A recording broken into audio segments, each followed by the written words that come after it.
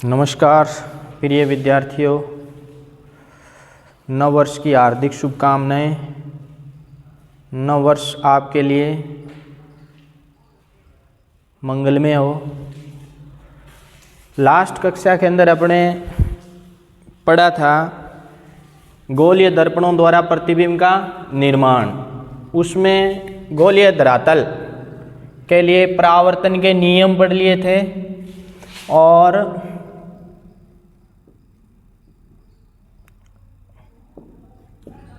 उत्तल दर्पण से प्रतिबिंबों का निर्माण पढ़ा था। उत्तल दर्पण से प्रतिबिंबों का निर्माण देखा था। दो स्थितियां थी उत्तल दर्पण की। वस्तु अनंत पर हो,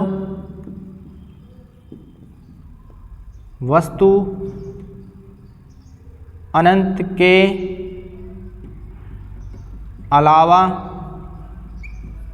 कहीं पर हो, तो इनको देखा था। आज के टॉपिक के अंदर देखेंगे अवतल दर्पण।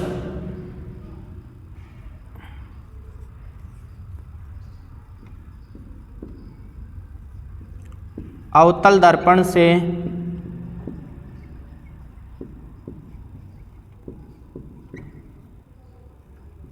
प्रतिबिंब का निर्माण।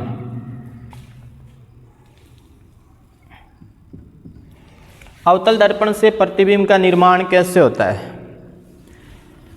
किसी भी दर्पण से प्रतिबिंब का निर्माण के लिए अपने को सबसे पहले इनका नॉलेज होना चाहिए। गोलीय धरातल के लिए परावर्तन के नियम क्या है?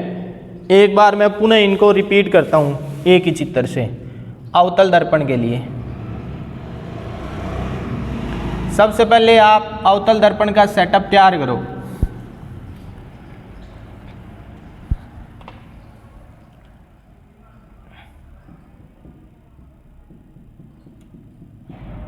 ये अवतल दर्पण है। ये इसका बिंदु P ध्रुव है, ये फोकस बिंदु है, ये C है। ठीक है, ये वक्रता पृष्ठ है। अब पहला नियम क्या कहता है कि मुख्य अक्ष के समांतर कोई प्रकाश की किरण आती है तो वो फोकस बिंदु से गुजरती है। दूसरा नियम यह था कि जब कोई प्रकाश की किरण फोकस बिंदु से गुजरती हुई दर्पण से टकराती है, टकराने के पश्चात मुख्य अक्ष के क्या हो जाती है? समांतर हो जाती है। तीसरा नियम यह था कि जब प्रकाश की किरण ध्रुव से टकराएगी उतने डिग्री कोण के साथ वहां से क्या हो जाएगी? परावर्तित हो जाएगी। चौथा नियम क्या कहता है कि जब कोई प्रकाश की किरण वक्रता के अंदर से गुजरती है तो वो उसी पथ पर वापस आती है, सीधी गुजरेगी और उसी पथ के ऊपर क्या है? वापस आएगी। इन चारों नियमों का उपयोग करके अवतल दर्पण से प्रतिबिंब का निर्माण पढ़ेंगे। तो चारों को याद रखना है पहले तो अपने को। अब बारी बारी से अवतल दर्पण की 6 स्थितियां हैं, उनका प्रतिबिंब निर्माण देखेंगे। स्थिति नंबर 1,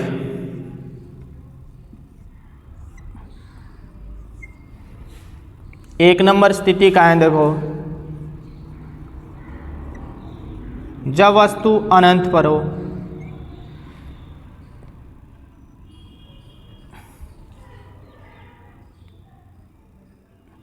सबसे पहले इसका सेटअप तैयार कर लो ऐसे। P, ये F और ये C। ऐसे अनंत से आने वाली प्रकाश की किरणें मुख्य अक्ष के समांतर आती है और दर्पण से टकराने के पश्चात फोकस बिंदु पर मिलती है ऐसे।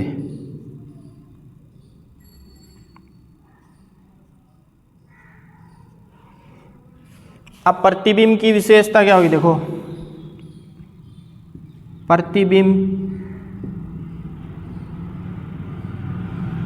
की स्थिति 2 नंबर लिखेंगे प्रतिबिंब का साइज। 3 नंबर लिखेंगे प्रतिबिंब की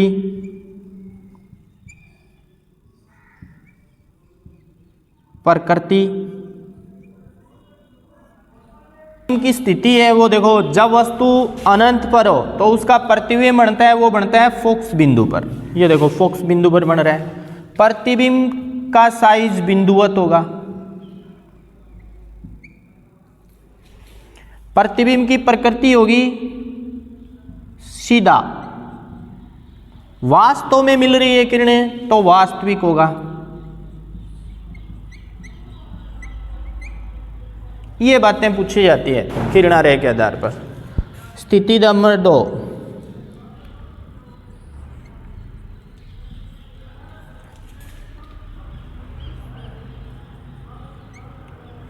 जब वस्तु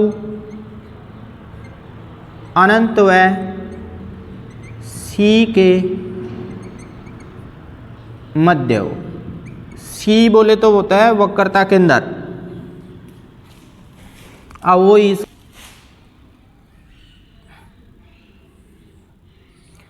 ये P, ये F और ये C, चलने वाली प्रकाश की किरणें सीधी जाएगी।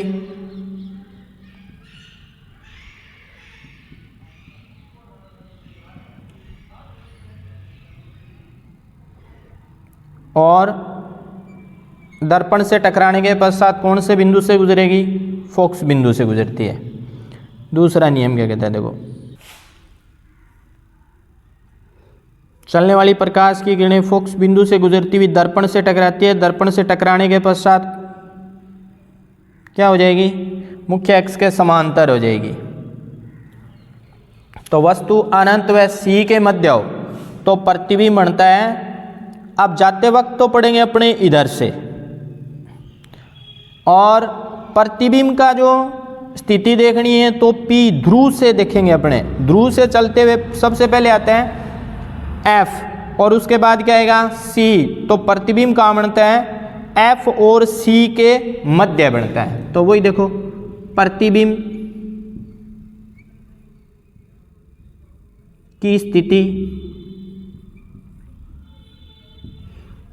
प्रतिबिंब की स्थिति होगी F व C के मध्य बनता है। प्रतिबिंब का आकार या साइज तो बिंब से या वस्तु से छोटा, वस्तु से छोटा होगा। प्रतिबिंब की प्रकृति कैसी होगी देखो,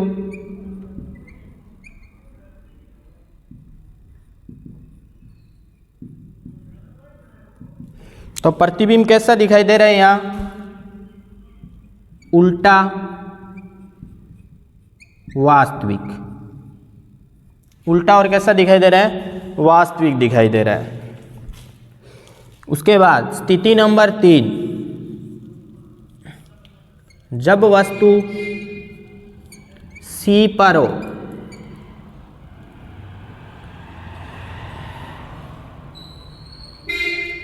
वही सेटअप तैयार करना है। ये P है, इधर F है, इधर C है। वस्तु कहाँ गई है? अब C पर आ गई। C से चलने वाली प्रकाश की किरणें मुख्य अक्ष के समांतर आएगी। टकराने के पश्चात कौन से बिंदु से गुजरेगी? फोकस बिंदु से। फोकस बिंदु से गुजरती हुई कहाँ जाकर टकराती है? दर्पण पर, और उस मुख्य अक्ष के क्या हो जाएगी? समांतर हो जाएगी। तो प्रतिबिंब की विशेषता क्या हो जाएगी देखो,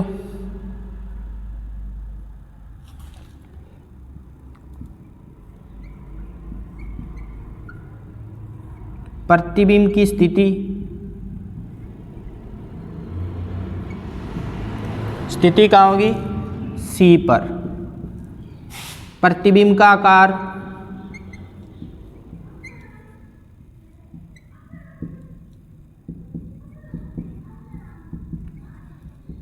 वस्तु के बराबर। प्रतिबिंब की प्रकृति, प्रतिबिंब की प्रकृति कैसी होगी? वास्तविक उल्टा, आकार में वस्तु के क्या होगा? बराबर होगा। अब स्थिति नंबर 4 देखते हैं। जब वस्तु C व F के मध्य हो, तो जब वस्तु कहाँ हो? वक्रता के अंदर और फोकस बिंदु के मध्य हो। तो वक्रता के अंदर और फोकस बिंदु के मध्य हो, तो देखो वही सेटअप बनाओ। ये हो गया लेंस का द्वारक यानी दर्पण का द्वारक। ये आ गया मुख्य अक्ष, ये P,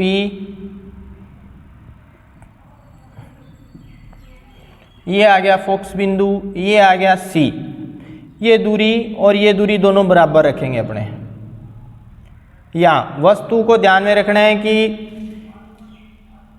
ये द्वारक से बड़ी ना हो। चलने वाली समांतर जाएगी, फोकस बिंदु से गुजरेगी, फोकस बिंदु से गुजरती हुई दर्पण से टकराती है। टकराने के पश्चात मुख्य अक्ष, प्रतिबिंब कहाँ बनता है? ये देखना है अपने।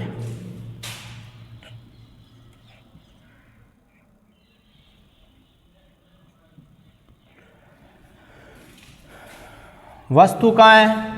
C व F के मध्य है। तो सबसे पहले देखेंगे प्रतिबिंब की स्थिति। प्रतिबिंब कहाँ है? देखो, अब जाते वक्त प्रकाश की किरणें अनंत की तरफ से आती है, तो प्रतिबिंब की स्थिति देखते हैं। तो अपने ध्रुव से चलेंगे, तो ध्रुव से चलेंगे तो देखो सबसे पहले क्या रहे? F के बाद क्या रहे? C। तो C व अनंत के मध्य प्रतिबिंब कहाँ बनेगा? C व अनंत के मध्य बनेगा।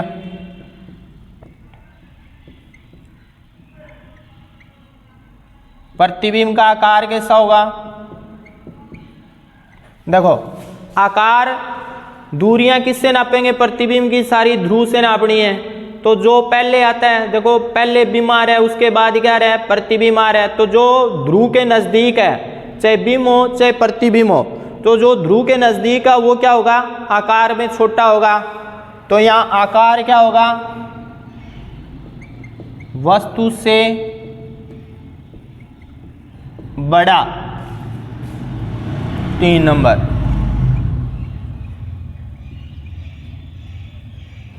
प्रतिबिंब की प्रकृति, प्रकृति कैसी है? देखो, प्रतिबिंब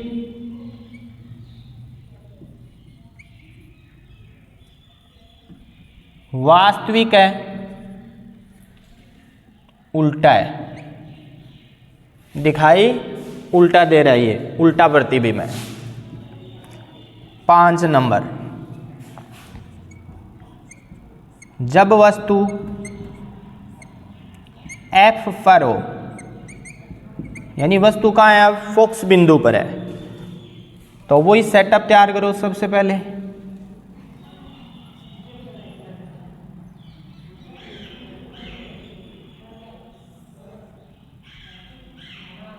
यहाँ वस्तु F पर है, इधर C है। F से चलने वाली प्रकाश की किरणें मुख्य अक्ष के समांतर जाती है। टकराने के पश्चात कौन से बिंदु से गुजरती है? फोकस बिंदु से गुजरती है। ये जितने डिग्री कोण के साथ ध्रुव से टकराएगी, उतनी डिग्री कोण के साथ वहाँ से क्या हो जाएगी? परावर्तित हो जाएगी। परावर्तित किरणों को पीछे की ओर बढ़ाते हैं तो अनंत बिंदु पर जाकर मिलेगी, एक दूसरे के समांतर है ये। तो वस्तु जो प्रतिबिंब बनेगा वो कैसा बनेगा? देखो, प्रतिबिंब की स्थिति अनंत पर, 2 नंबर। प्रतिबिंब का आकार अनंत पर बन रहा है, तो वस्तु से क्या होगा, बड़ा। प्रतिबिंब की प्रकृति कैसी होगी,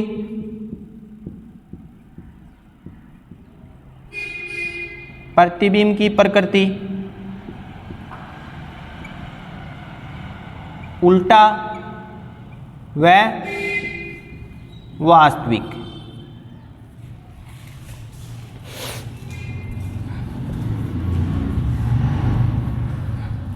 छह नंबर स्थिति, जब वस्तु F व ध्रुव P के मध्य हो, तो उसके लिए सबसे पहले वही सेटअप तैयार करो आप। मान लो ये अवतल दर्पण बना लिया,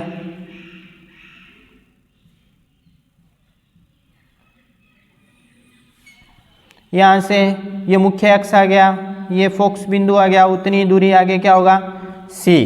अब वस्तु कहाँ आ गई, यहाँ आ गई। किस किस के मध्य है, ध्रुव P व F के मध्य है।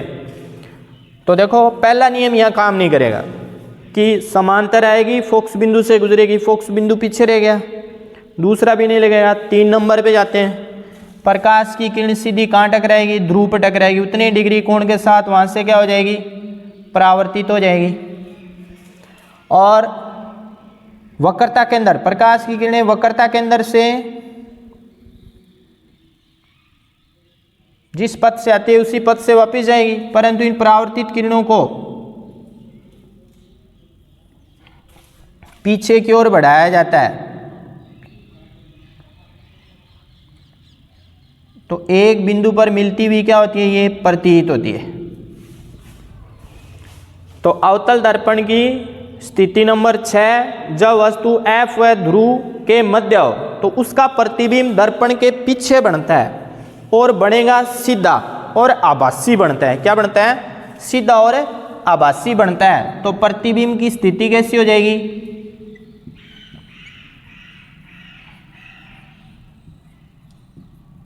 प्रतिबिंब की स्थिति होगी दर्पण के पीछे,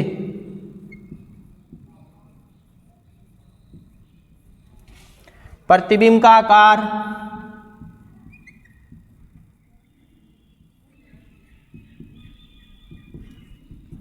आकार हो गया बड़ा, प्रतिबिंब की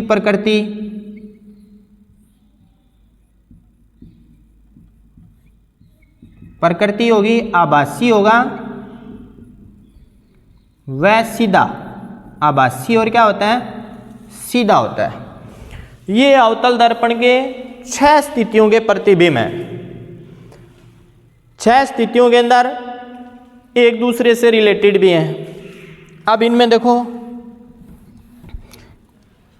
स्थिति नंबर 1, 2 और 3। स्थिति नंबर 1 थी अनंत पर हो वस्तु, अनंत। 2 स्थिति नंबर 2 है अनंत व C के मध्य हो। स्थिति नंबर 3 है C वक्रता केंद्र पर हो। स्थिति नंबर 1 अनंत पर, स्थिति नंबर 2 अनंत व C के मध्य, स्थिति नंबर 3 C पर। तो इनके जो प्रतिबिंब बनते हैं वो स्थिति 5 पर बनेंगे, स्थिति 5 पर बनेगा स्थिति 1 का प्रतिबिंब। स्थिति 2 का प्रतिबिंब बनेगा वो बनेगा 4 पे। स्थिति 3 का प्रतिबिंब बनेगा वो स्थिति 3 पर ही बनता है, स्थिति 3 पर ही बनता है। स्थिति 3 का प्रतिबिंब कहाँ बनता है, 3 पर ही बनेगा। स्थिति 5 कौन सी है, देखो वस्तु कहाँ हो, F पर। 4 कौन सी है, 4 नंबर स्थिति ये है C व,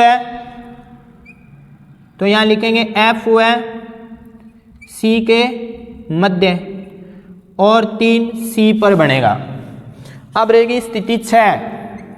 स्थिति 6 का जो प्रतिबिंब बनता है वो दर्पण के पीछे बनेगा, दर्पण के पीछे बनता है। तो अवतल दर्पण से विभिन्न स्थितियों पर प्रतिबिंब का निर्माण है। एक बार पुनः चित्र की सहायता से देखेंगे। स्थिति 1, जब वस्तु कहाँ हो, अनंत पर हो। अनंत पर हो तो चलने वाली प्रकाश की किरणें मुख्य अक्ष के क्या आती हैं, समांतर आती हैं, और दर्पण से टकराने के पश्चात देखो कहाँ मिलती हैं, फोकस बिंदु पर मिलती हैं। तो इसका प्रतिबिंब कहाँ बनता है, फोकस पर बनता है। प्रतिबिंब का साइज क्या होता है, बिंदुवत होता है, और प्रतिबिंब की प्रकृति कैसी होती है, वास्तविक होती है। स्थिति 2, जब वस्तु अनंत व सी के क्या हो, मध्य हो। अनंत व सी के मध्य हो तो इधर अनंत है, अनंत और सी के मध्य हो तो देखो चलने वाली समांतर किरणें जाएगी, दर्पण से टकराने के पश्चात फोकस बिंदु से गुजरती है, मुख्य अक्ष के समांतर आएगी और दर्पण से टकराने के पश्चात फोकस बिंदु से गुजरेगी। दूसरी किरण फोकस बिंदु से गुजरती हुई दर्पण से टकराती है तो टकराने के पश्चात मुख्य अक्ष के क्या हो जाएगी, समांतर हो जाएगी। इनका जो प्रतिबिंब बनता है वो एफ और सी के मध्य बनता है। प्रतिबिंब का आकार कैसा होगा, वस्तु से छोटा होगा। प्रतिबिंब की प्रकृति कैसी होगी, उल्टा और वास्तविक होगा। स्थिति नंबर 3, जब वस्तु कहाँ हो, सी को बोलते हैं वक्रता केंद्र। तो वक्रता केंद्र पर वस्तु है तो चलने वाली प्रकाश की किरणें सीधी जाएगी, टकराने के पश्चात कौन से बिंदु से गुजरेगी, फोकस बिंदु से गुजरती है। किरण नंबर 2, देखो फोकस बिंदु से गुजरती हुई दर्पण से टकराती है, मुख्य अक्ष के क्या हो जाती हैं, समांतर हो जाती हैं। तो सी का प्रतिबिंब सी पर बनता है। आकार क्या होगा, वस्तु के बराबर होगा और उल्टा होगा और वास्तविक होगा। 4 नंबर, जब वस्तु सी और एफ के क्या हो, मध्य हो। सी और एफ के मध्य है तो चलने वाली प्रकाश की किरणें प्रथम नियम के अनुसार मुख्य अक्ष के समांतर आती है, दर्पण से टकराने के पश्चात फोकस बिंदु से गुजरती है। दूसरी किरण यानी प्रकाश की किरण फोकस बिंदु से गुजरती हुई दर्पण से टकराती है और मुख्य अक्ष के क्या हो जाती है, समांतर हो जाती है। तो प्रतिबिंब कहाँ बनता है, सी व अनंत के मध्य बनता है। प्रतिबिंब का आकार कैसा होता है, वस्तु से बड़ा। देखो ध्रुव से चलते हैं तो पहले वस्तु आती है, उसके बाद उसका प्रतिबिंब आता है। तो प्रतिबिंब ज्यादा दूरी पर है तो बड़ा दिखाई देगा अपने को। प्रतिबिंब की प्रकृति कैसी होगी, उल्टा है और क्या है, वास्तविक है। 5 नंबर, जब वस्तु कहाँ हो, फोकस बिंदु के ऊपर हो। तो फोकस बिंदु पर है तो चलने वाली प्रकाश की किरणें मुख्य अक्ष के समांतर चलेगी और टकराने के पश्चात कौन से बिंदु से गुजरेगी, फोकस बिंदु से गुजरती है। जब प्रकाश की किरण सीधी जाकर ध्रुव पर टकराएगी उतने डिग्री कोण के साथ वहां से क्या हो जाएगी, परावर्तित हो जाएगी। ये दोनों किरणें क्या एक दूसरे के समांतर है तो अनंत बिंदु पर जाकर मिलती हुई मिलेगी। अब प्रतिबिंब की स्थिति के कहाँ होगी, अनंत पर होगी। प्रतिबिंब का आकार कैसा होगा, बड़ा होगा। प्रतिबिंब की प्रकृति कैसी होगी, उल्टा और वास्तविक होगा। स्थिति नंबर 6, जब वस्तु एफ व ध्रुव के मध्य हो। ये अलग है थोड़ा, तो ये फोकस बिंदु है और ये क्या है, ध्रुव है। इनके मध्य वस्तु है तो यहां देखो पहले 2 नियम काम नहीं करेंगे। तीसरा नियम क्या है, जब प्रकाश की किरण सीधी ध्रुव पर टकराती है उतने डिग्री कोण के साथ वहां से क्या हो जाएगी, परावर्तित हो जाएगी। और जब प्रकाश की किरण वक्रता केंद्र से गुजरती हुई दर्पण से टकराती है तो टकराने के पश्चात उसी पथ पर वापस क्या है, लौट जाती है। अब टकराई हुई ये जो परावर्तित किरणें हैं इनको पीछे की ओर बढ़ाते हैं तो एक बिंदु से आती हुई क्या होती है, ये प्रतीत होती है। दृष्टांत होता है एक बिंदु से पर मिलते हुए। तो प्रतिबिंब की स्थिति कैसी है, यानी प्रतिबिंब कहाँ स्थित होगा, दर्पण के पीछे होगा। ये प्रतिबिंब का आकार कैसा होगा, बड़ा होगा। प्रतिबिंब की प्रकृति कैसी होगी, आभासी और सीधा होगा। अब इनके अंदर याद रखने के लिए अपने को पहले 3 ये याद रखने हैं। अनंत, जब वस्तु अनंत पर है तो उसका यानी स्थितियां 6 है। ये टोटल कितनी स्थितियां हैं, 6 स्थितियां हैं। 6 स्थितियों में एक पर वस्तु होगी तो दूसरी वस्तु पर ही उसका क्या बनेगा, प्रतिबिंब बनेगा। जैसे स्थिति 1 अनंत पर है तो उसका प्रतिबिंब बनता है 5 नंबर स्थिति पर जो फोकस बिंदु है। स्थिति 2 अनंत व सी के मध्य है तो उसका प्रतिबिंब बनता है एफ व सी के मध्य। स्थिति 3 कहाँ है, वक्रता केंद्र पर है तो उसका प्रतिबिंब भी कहाँ बनता है, वक्रता केंद्र पर बनता है। ठीक है। अब मान लो स्थिति 5 वस्तु कहाँ हो, F पर हो, तो उसका प्रतिबिंब अनंत पे बनता है। स्थिति 4 में देखो C व F के मध्य होगी तो उसका प्रतिबिंब कहाँ बनता है, C व अनंत के मध्य बनता है। स्थिति 3 वक्रता केंद्र पर है तो उसका प्रतिबिंब कहाँ बनेगा, वक्रता केंद्र पर बनेगा। ये दर्पण के स्थिति 6 नंबर दर्पण के पीछे बनता है आभासी और सीधा बनता है। ये सारी स्थितियां याद होगी तो इस सवाल से संबंधित नेक्स्ट वीडियो के अंदर अपने देखेंगे इसके न्यूमेरिकल अवतल और उत्तल दर्पण के। तब ये स्थितियां याद होगी तो न्यूमेरिकल को करना बहुत ही क्या हो जाएगा, आसान हो जाएगा।